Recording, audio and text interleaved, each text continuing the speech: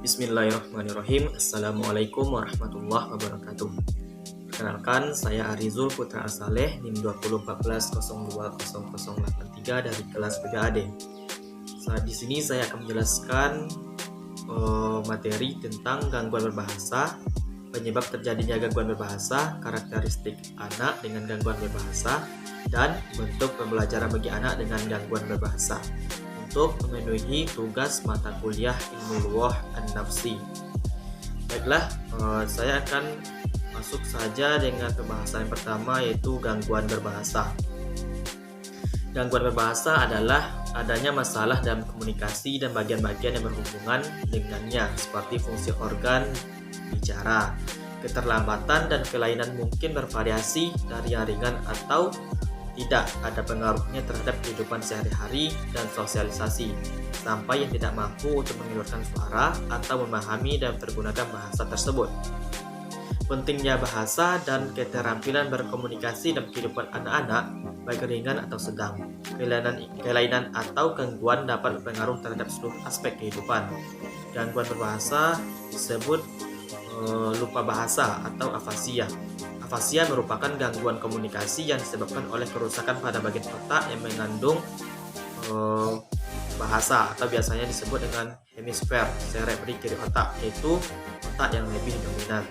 Afasia dapat menyebabkan kesulitan dalam berbicara, mendengar, membaca, dan menulis, tapi tidak mengaruhi kecerdasan. Afasia juga terbagi menjadi dua, yaitu afasia motorik dan afasia sensorik. Afasia motorik dapat dibagi menjadi dua, yaitu afasia kortikal dan afasia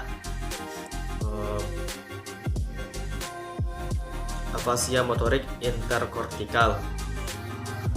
Kemudian afasia sensorik, yaitu area ini berada dalam area kerjasama antara area penglihatan indera, pergerakan, dan pendengaran. Dalam hal ini perlu diperhatikan bahwa gangguan berbahasa berdampak pada dua hal. Yang pertama itu berdampak lambat dan dalam pemerolehan bahasa, di mana sebagai contoh anak berusia 5 tahun memiliki kompetensi bahasa setara dengan anak usia 2 tahun. Kemudian menyimpang dari bentuk baku, di mana anak-anak memperoleh bahasa dengan urutan yang berbeda dari kebanyakan anak, atau anak tersebut memiliki kemampuan yang sangat berbeda dari penutur asli bahasa. Adapun jika tinjau dari asalnya, gangguan berbahasa dapat dikategorikan ke dalam dua kelompok. Yang pertama itu gangguan berbahasa yang berkembang, yaitu gangguan akibat kelainan yang dibawa sejak lahir pada sebagian anak. Kemudian gangguan berbahasa yang diperoleh, artinya gangguan akibat operasi, stroke, kecelakaan, dan penuaan. Yang kedua itu pembahasan penyebab terjadinya gangguan berbahasa. Penyebab pertama itu gangguan berbahasa secara biologis, yaitu gangguan bahasa secara biologis disebabkan ketidaksempurnaan organ. Contohnya yaitu yang dialami tunarungu, tunanetra, dan penyandang gangguan mekanisme berbicara. Yang kedua itu gangguan berbahasa secara kognitif. Ekspresi verbal yang terganggu bersumber atau disebabkan oleh pikiran yang terganggu. Gangguan kognitif tersebut dapat berupa dimensi, AD, dan depresif. Yang ketiga, gangguan berbahasa secara psikogenik. Gangguan berbahasa disebabkan segi mental atau psikogenik. Yang keempat, gangguan berbahasa secara linguistik. Gangguan yang dimaksud dengan gangguan berbahasa secara linguistik yaitu ketidakmampuan dalam pemerolehan dan pemrosesan informasi linguistik.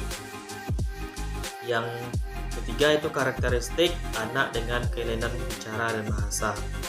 Bahasa termasuk patologi yang menyertainya. Secara garis besar dapat dibagi ke dalam dua bentuk dasar, yaitu bahasa reseptif atau kemampuan memahami apa yang dimaksud dalam komunikasi lisan, bahasa ekspresif atau kemampuan memproduksi bahasa yang dapat dipahami oleh dan berarti bagi orang lain. Pembahasan yang keempat yaitu bentuk pembelajaran bagi anak dengan gangguan berbahasa. Yang pertama itu layanan bicara atau bahasa dan pembelajaran kemampuan pengenalan huruf. Pra pengenalan huruf memberikan intervensi yang berhubungan dengan kesadaran fonem dan ingatan, menganalisis penggunaan bahasa yang ditemukan di dalam buku bacaan dan bahan-bahan sekolah serta media, dan menganalisis bahasa siswa sehingga intervensi akan sesuai dengan kebutuhan anak. Kemudian komunikasi dengan mempergunakan teknologi, Kebanyakan siswa dengan kelainan bicara dan bahasa dapat dibantu banyak dengan penggunaan teknologi, seperti komunikasi augmentif dan alternatif. Komunikasi augmentif dan alternatif berhubungan dengan strategi untuk mengkompensasikan keterbatasan komunikasi individu. Kemudian teknologi untuk praktik bahasa. Teknologi juga dapat membantu siswa untuk mengembangkan keterampilan. Mungkin Anda pernah mengamati siswa di sekolah menggunakan program komputer untuk mempraktikkan kemampuan tentang huruf dan suara. Mungkin hanya sekian pembahasan dari saya. Saya akhiri dengan Assalamualaikum warahmatullahi wabarakatuh.